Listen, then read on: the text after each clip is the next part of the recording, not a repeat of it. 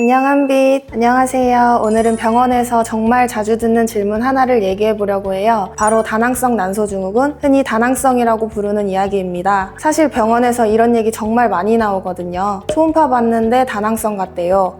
생리가 들쑥날쑥해요. 여드름이 갑자기 심해졌어요. 살이 진짜 안 빠져요. 임신이 잘 안 되면 혹시 이것 때문인가요? 그리고 더 문제는요, 검색하면 할수록 더 헷갈려요. 어떤 글은 별거 아니다 하고 어떤 글은 큰일 난다 하고. 그래서 오늘은 원장님을 모시고 기준을 딱 잡아드릴게요. 원장님. 안녕 한빛. 안녕하세요 한쭈리 여러분. 산부인과 전문의 이호형입니다. 오늘은 앞서 우리 선생님이 말씀해 주신 것처럼 다낭성 난소증후군을 이야기를 한번 해볼 건데요. 그러면 내 상황에서 이걸 뭐 어떻게 봐야 되나 하는지부터 일단 정리를 한번 해보도록 하겠습니다. 다낭성 난소증후군이라고 하는 거는, 여기서 핵심은 다낭성 난소보다는 증후군이라는 거에 초점을 좀 맞춰볼게요. 증후군은 원인이 딱 하나로 정리되는 게 아니고 증상들이 있을 때 그 패턴을 다 같이 합쳐서 한꺼번에 부르는 경우가 제일 많습니다. 그래서 이 다낭성 난소증후군도 뭐 이 약 먹으면 완치돼요 라고 딱 떨어지는 게 아니고, 검사 소견이 이렇게 나오고 내 증상도 이렇게 나오기 때문에 이런 걸 합쳐갖고서 다낭성 난소증후군이다 라고 말씀을 드릴 수 있는 거고, 이거는 아까 얘기했던 대로 완치라는 개념보다는 내가 이 병을 어느 정도 끌고 간다는 관리를 받으면 잘 될 것 같아요.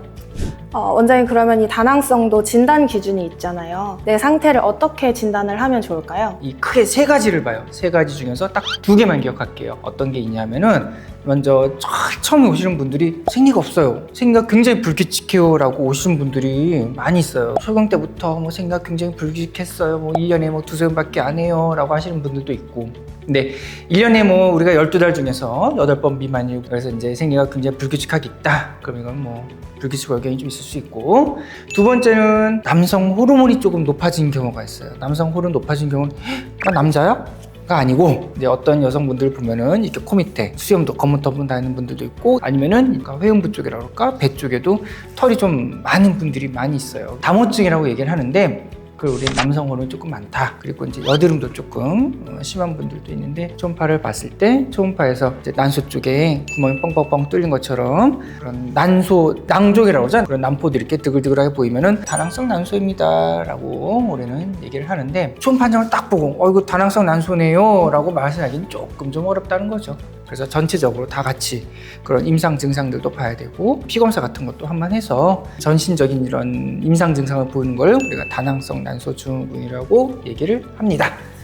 그러면은 다낭성은 생리 패턴이랑 호르몬 관련 증상, 초음파 이 세 가지 중에 두 가지만 맞으면 진단이 될 수 있고, 특히 초음파만 보고 너무 겁먹지는 말자, 이 말씀이신 거죠? 그렇죠. 딱 그거죠. 그러니까 초음파에서 다낭성입니다, 아이고 큰일 났네가 아니라는 거죠. 청소년기에 특히나 생리 불규칙으로 많이들 와요. 초음파를 봤을 때 다낭성 난소견도 보이는데, 생리불순도 생리불순인데 거기다 이제 추가로 여드름 같은 경우에서 이제 호르몬 불균형 때문에 이제 여드름이 많이 좀 올 수가 있기 때문에, 다만 뭐 청소년기에는 원래 초경 후에도 몇 년 동안은 이제 원래 생리 주기가 좀 들쭉날쭉할 수 있고, 호르몬이 따박따박 나온 게 아니고 나왔다가 안 나왔다가 그렇기 때문에 성인들보다는 조심스럽게 접근을 하는 게 맞고요.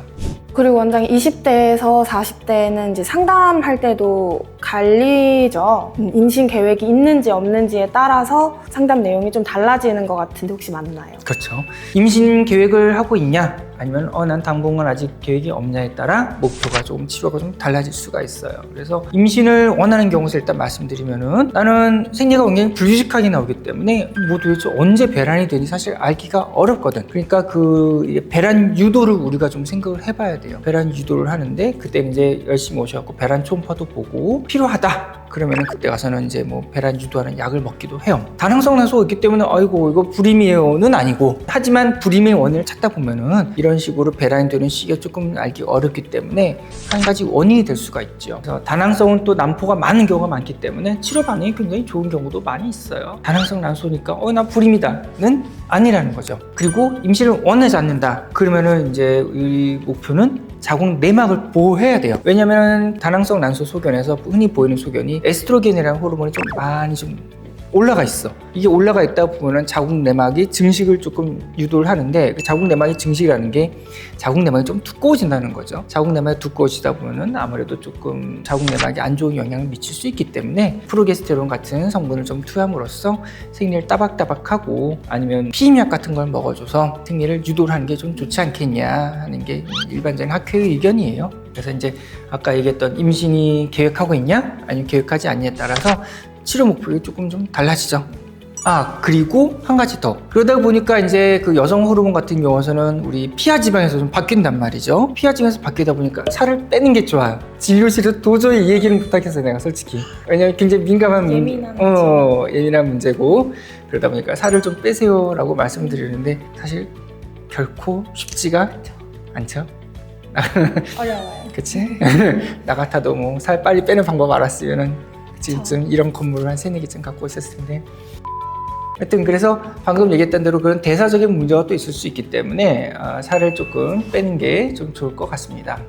원장님, 그러면 이제 많이 궁금해 하시는 질문들과 현실적인 해결 방안을 얘기해 볼까요?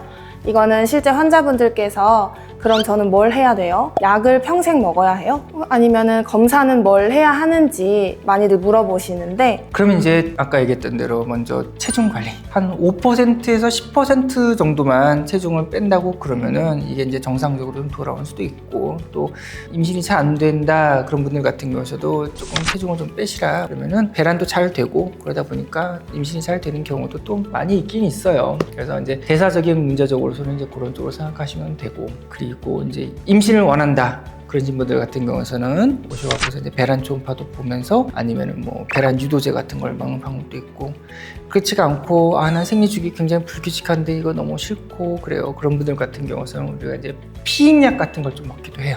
피임약이 생리가 따박따박 주기적으로 나온 효과가 있고, 그러다 보면 이제 난소가 쉬는 거죠. 쉬기 때문에 나 말고 제가 일을 하고 있네. 그래서 다낭성 난소가 조금 좋아지는 경우도 있기는 있습니다. 원장님, 그럼 약은요 평생 약을 드셔야 하나요 혹시? 그렇지는 않아요. 그러면 이제 답이 하나가 아니고 그럴 수도 있고 안 그럴 수도 있고, 결국은 내가 지금 원하는 게 뭔지 한번 잘 생각을 해봐야 돼요. 그래서 뭐 내가 지금 임신을 할 것이냐, 아니면은 뭐 생리 주기가 불규칙하냐, 아니면 뭐 생리 주기도 굉장히 불규칙하면서 얼굴에 여드름이 난다, 그런 분들이 많이 있는데, 방금 얘기했던 그런 대사작용 이상 아니면 뭐 호르몬 이상 때문에 그럴 수 있기 때문에 아까 얘기했던 대로 임신을 원해 그러면은 와서 배란 초음파 보고 난소 키우는 약 같이 먹을 수가 있고요. 임신을 난 당분간 원하진 않아 그러면서 얼굴에 굉장히 그 여드름도 많이 난다 그러면은 그때 가서는 피임약을 조금 권할 수도 있어요. 피임약을 먹는 게 사실 제일 좋다고 돼 있는데, 뭐 언제까지 먹어라 사실 그건 정해져 있지는 않고 몇 달, 몇 년 먹기도 하는데 좋아지기도 해요. 수술 얘기도 간혹 있는데요. 수술은 아무래도 조금 쉽진 않죠. 복강경으로 난소에다가 구멍 난 걸 이렇게 뻥뻥뻥 뚫어주는 그런 방법들이 있긴 있는데, 요거는 최근에는 그렇게 많이 시행하는 방법은 아닌 것 같지만, 그래도 뭐 방법이 없다 그럼 그때 가서는 한번 생각을 한번 해볼 수는 있을 것 같아요.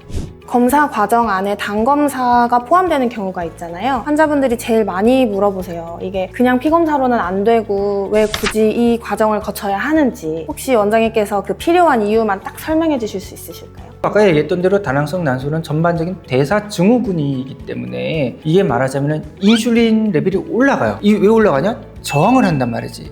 이게 인슐린이 이렇게 당을 끌고 세포 안으로 들어와야 되는데 딱 저항을 해버리는 거야. 그러다 보니까 인슐린 레벨이 올라가고, 그러다 보면 당도 계속해서 올라갈 수 있기 때문에 우리가 이제 당 검사를 해서 전반적인 대사 레벨을 좀 조절하기도 해요. 필요하다? 그럼 그때 와서는 당뇨에 대한 약을 조금 먹어줄 수도 있는데 일반적이지는 않아요, 그것도.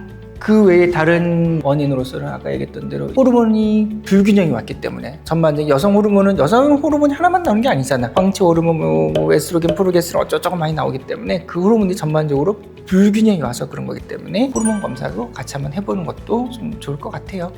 오늘 내용 한 줄로 정리하면 다낭성은 이름 하나로 딱 보정되는 병이라기보다는 생리, 호르몬 증상, 초음파 소견이 함께 엮어 나타나는 패턴의 조합이라는 거였어요. 그래서 나는 어디가 제일 문제인지를 먼저 잡는 게 중요하고요. 맞습니다. 다낭성 난소는 흔한 상태이고, 완치라기보다는 일단 관리라는 말이 더 맞는 것 같아요. 당뇨나 고혈압처럼 평생을 통틀어 이 합병증이 오지 않게 관리하면 큰 문제 없이 지내는 분들도 많이 있고요. 꼭 부탁드리고 싶은 거는 생리가 오래 없으면 그냥 두지 마시고 한번 꼭 진료를 와서 원인을 확인하고 와서 평가를 하는 게 맞는 것 같습니다. 오늘 영상이 뭐 내일 같다면 혼자 검색으로 결론 내리기보다는 전문의와 꼭 상담하시고 가장 현실적인 방법을 찾아가시는 게 제일 좋을 것 같네요. 오늘 영상이 큰 도움이 되길 바라면서 다시 만나는 걸로 해요. 감사합니다.